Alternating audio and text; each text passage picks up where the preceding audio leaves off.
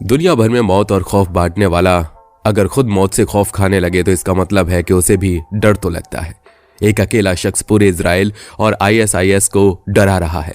कुछ साल पहले अबू अजरेल का नाम का शख्स एक यूनिवर्सिटी में प्रोफेसर था, बच्चों को पढ़ाता था, लेकिन फिर कुछ ऐसा हुआ कि उसने अपनी नौकरी छोड़कर बंदूक उठा ली और उसके बाद जो हुआ वो पूरी दुनिया के लिए नासूर बन गया। पूरी दुनिया के अखबारों की सुर्खियों के साथ साथ फेसबुक पर बस उस एक शख्स के बहादुरी के किस्से दर्ज हो गए। उसने हिजबुल्लाह और इजराइल की जंग में इजराइल के 3000 सैनिकों को अकेले ही मार डाला था। फोटो में दिखाई दे रहा अबू अजरेल नाम का यह शख्स कुल्हाड़ी वाली कमांडर के नाम से जाना जाता है। अबू इराक में अब तक आईसिस के 1500 से ज्यादा आतंकियों को मौत की नींद सुला चुके हैं। इसके चलते वे अब इराक के शिया मलेशिया ग्रुप इमाम अली ब्रिगेड के पोस्टर बॉय बन चुके हैं।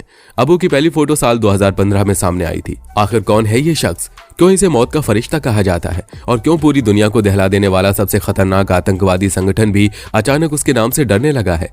क्या ये शख्स बनेगा इजराइल के लिए नई मुसीबत? आइए जानने की कोशिश करते हैं। दरअसल सूत्रों के मुताबिक 40 साल का अबू अजरेल का असली नाम अयूब फलेह है। ये ईरान का नागरिक है और वहां की यूनिवर्सिटी में प्रोफेसर था। इतना ही नहीं, खबरों के मुताबिक अबू अजरेल अपने देश ईरान में ताइक्वांडो का चैंपियन भी रह चुका है।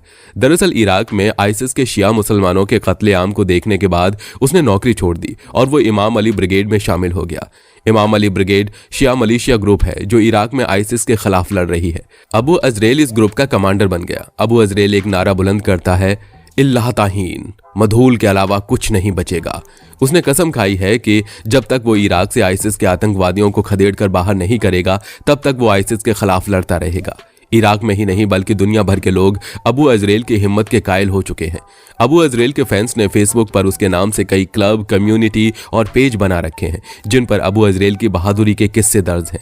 अबू अजरेल सिर्फ खाड़ी के देशों में ही नहीं बल्कि इंग्लैंड, फ्रांस और अमेरिकी अखबारों में भी सुर्खियों में है। अबू एक आतंकी को जिंदा जलाकर मार डालने वाले वीडियो से फेमस हुए थे। अबू ने अगस्त 2015 में एक आतंकी को जिंदा जलाकर मार डालने का वीडियो शेयर किया था। इसी वीडियो में वे चर्चा में आए थे। वे अपने साथ हमेशा एक कुल्हाड़ी भी रखते हैं। ऊंचे कदकाठी के अबू बहुत ताकतवर हैं। अक्टूबर 2015 में उनके एक हाथ में गोली लग गई थी, लेकिन जख्म भरने से पहले ही अबू फिर से आतंकियों का सफाया करने मैदान में उतर आए थे। इमाम ब्रिगेड में अबू को एंजल ऑफ डेथ नाम से भी जाना जाता है। सोशल मीडिया पर उनके चाहने वालों की संख्या हजारों में है। बताया जाता है कि जून 2014 में इराक के famous spiritual leader Ayatollah Ali al Sistani के भाषण से प्रेरित होकर अबू ने आतंकी संगठन आईसिस के खिलाफ हथियार उठाए थे। माइक्रो ब्लॉगिंग साइट ट्विटर पर अजरेल ने अपनी कई तस्वीरें पोस्ट की हैं। इसमें से एक में वो भारी भरकम हथियारों और अपने चर्चित कुल्हाड़ी से लैस नजर आते हैं। इनकी ताकत और बहादुरी के किस्से इराक के बच्चे बच्चे की जुबान पर हैं। इन्हें वहां किसी बड़ी सेलिब्रिटीज से कम नहीं समझा जाता। इनके फौलादी शरीर और मजबूत इरादों को देखकर आज भी दुश्मनों के रोंगटे खड़े हो जाते हैं। इनका जन्म 26 अप्रैल 1978 को इराक में हुआ था। आईसिस इन्हें अपनी मौत भी कहता था क्योंकि ये उनके लड़ाकू के लिए चलती फिरती मौत के बराबर थे। कहा जाता है कि आईसिस में इनका इतना खौफ था कि अगर कोई इनका नाम भी लेता तो ये उसे मार डालते थे। साल 2015 के अंत में अफवाहें फैली थी कि आईसिस ने अबू अजरेल को पकड़ लिया है और मार डाला, लेकिन फिर 2016 में बैटल ऑफ मोसूल की जंग में नजर आई। ये जंग मोसूल शहर को इस्लामिक स्टेट से वापस लेने के लिए लड़ी गई थी। इंटरनेट पर इनकी कई तस्वीरें देखी जा सकती हैं। कभी ये जिम में अपनी बॉडी पावर दिखाते हुए दिखते हैं तो कभी बाघ पर निशाना साधते हुए। इससे साफ है कि इन्हें सोशल मीडिया का काफी ज्यादा शौक है। ये कई तरह की फाइटिंग में काफी एक्सपर्ट थे। अबू सेना के सबसे जांबाज कमांडर होने के साथ साथ ये 5 बच्चों के पिता भी हैं। उन्होंने 2003 में शिया मौलवियों की मलेशिया सेना के रूप में लड़ना शुरू किया था, जिसने इराक में अमेरिकी सैनिकों का विरोध किया था। इस समय तक ये केवल एक आम सैनिक थे, लेकिन इस जंग ने इन्हें एक नई पहचान दी। इस जंग के बाद इन्होंने अपना नाम अबू अजरेल रख लिया। इसके बाद उन्होंने 1 दर्जन से भी ज्यादा अलग अलग जगहों पर आईसिस के लड़ाकू से जंग लड़ी। इसके अलावा वो सीरिया में भी जंग के लिए गए थे। जब सीरिया के राष्ट्रपति असद को सत्ता से हटाने की कोशिश की जा रही थी तब ये पहुंचे थे। इसके अलावा इन्होंने अन्य चरमपंथी संगठनों के खिलाफ भी जंग की है, लेकिन इनका पहला और आखिरी शिकार आईसिस ही था। इसके लिए वो किसी बुरे सपने से कम नहीं थे। आखिरकार उनकी कोशिश रंग लाई और इराक को आईसिस से, आतंक से मुक्ति मिल गई। अबू अजरेल ने हिजबुल्लाह ग्रुप के साथ भी काम किया है, जो कि ईरान समर्थित एक ग्रुप है। इनके ऊपर एडमिनिस्ट्रेशन इंटरनेशनल ने युद्ध अपराधों का भी आरोप लगाया था क्योंकि इन्होंने आईसिस के लड़ाकू को धूल में मिटाने की चेतावनी दी थी। इनका यह नारा काफी प्रसिद्ध हो गया था और इराक की हर गली मोहल्ले में सुनाई देने लगा था। इराकी युवा इन्हें हीरो मानने लगे थे। उनका कहना है कि मैं सुन्नी और शियाओं के बीच अंतर नहीं करता। हम सभी एक देश और एक ही राख है। जब उनसे पूछा गया कि वो अपनी प्रसिद्धि के बारे में क्या सोचते हैं तो उन्होंने कहा कि भगवान के साथ रहो, भगवान तुम्हारे साथ रहेंगे। अब खबर ये आ रही है कि वो इस बार भी हमास इजराइल जंग में हमास की तरफ से जंग में उतर सकते हैं।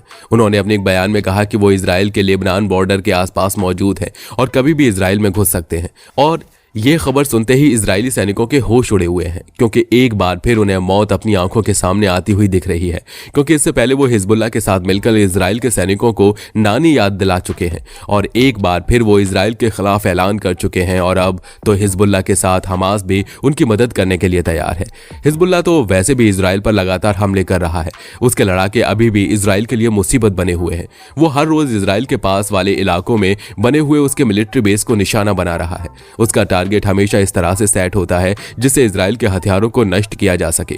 इससे साफ है कि वो ये निशाने किसी सोची समझी रणनीति के हिसाब से करता है ताकि इजराइल को ज्यादा से ज्यादा चोट पहुंचाई जा सके और इजराइल को एक और मोर्चे पर उलझा कर रखा जा सके। दोस्तों, यहां पर हम आपको बता दें कि हमास इजराइल के सामने एक छोटा सा संगठन है जो ज्यादा समय तक इजराइल के सामने नहीं टिक सकता है और जिस हिसाब से वो अभी तक इस जंग में कायम है तो जरूर इसका जो सपोर्टर है वो हैवी होगा। जी हाँ, आप सही समझ रहे हैं, हम हिजबुल्लाह की बात कर रहे हैं। वैसे दोस्तों, ये दोनों ही पार्टी एक दूसरे से काफी अलग है। एक तरफ हमास जो फिलिस्तीन का सुन्नी संगठन है, वहीं हिजबुल्लाह लेबनान की शिया पार्टी है जिनका दूर दूर तक कोई कनेक्शन नहीं है। लेकिन अपने दुश्मन यानी कि इजराइल को सामने देखकर ये दोनों पार्टियों ने हाथ मिला लिए हैं और हिजबुल्लाह हमास की तरह इस युद्ध में उनका साया बनकर खड़ा हुआ है। शुरुआत में बेशक इजराइल को यह वॉर बड़ी आसान लग रही थी, पर यह उनके लिए उसकी सोच से ज्यादा खतरनाक साबित हो रही है। छोटे से संगठन हमास को देखकर इजराइल का दावा था कि इस लड़ाई को भले ही हमास ने शुरू किया है, लेकिन इस जंग का अंत तो इजराइल ही करेगा। लेकिन दोस्तों, जैसे जैसे हमास के समर्थक आगे बढ़ रहे हैं वैसे वैसे इस जंग में नया मोड़ सामने आ रहा है और इजराइल के लिए खतरा बढ़ता ही जा रहा है। सिर्फ हमास के साथ शुरू हुई इजराइल की यह जंग धीरे धीरे कई देशों में फैलती जा रही है। हमास के साथ न केवल इस जंग में हिजबुल्लाह है बल्कि उसके साथ यमन का हूती संगठन, तुर्की और अरब देश भी शामिल हैं। और यही नहीं, हमास के समर्थन में खड़े होने की लिस्ट में ईरान भी है जो आज के समय में सबसे पावरफुल देशों में से एक है। आपको बता दें कि हाल ही में हिजबुल्लाह ने अपनी 4 बुरकाना मिसाइलें इजराइल के ठिकानों पर दागी। हमास इजराइल के लिए इतना सिरदर्द नहीं था जितना कि हिजबुल्लाह ने इजराइल की नाक में दम कर रखा है। ये तो दोस्तों कुछ भी नहीं है। इन दोनों की दुश्मनी और आंखों में खून देखकर तो यही कहा जा रहा है कि यह युद्ध वर्ल्ड वॉर 3 का रूप ले सकता है, क्योंकि हिजबुल्लाह ने अपनी 4 स्नाइपर्स फोर्स दुश्मन को मार गिराने के लिए उतार दी है। साथ ही हिजबुल्लाह ने ऑर्डर दे दिया है कि इजराइल पर टैंक से बिना रुके हमले किए जाने चाहिए ताकि इसको असली दुश्मन का मतलब समझ में आए। इसलिए हिजबुल्लाह अपनी जी जान लगाकर इजराइल का मुकाबला कर रहा है और उसे हराने में जुट गया है।